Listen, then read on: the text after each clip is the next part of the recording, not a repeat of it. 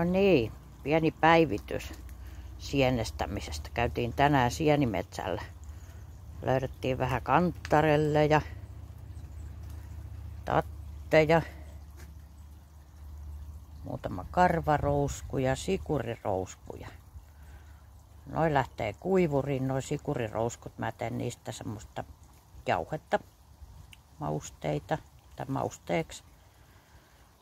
Ja näistä osa kanssa kanteksista menee kuivuriin, jossa kuivuri odottelee.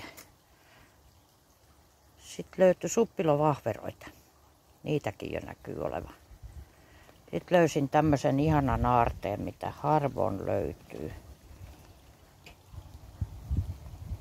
Nokirousku. Ei ollut kuin yksi. Mutta on onnellinen siitäkin. Aivan ihania nää nättiä. Noita kun löytäisi enempi, niin olisi kiva säilöä, niin olisi semmoinen kiva värilottelu, ruskea valkoinen. Tattejakin oli kyllä niin ihania. Tässäkin tämmönen ihana kolmikko.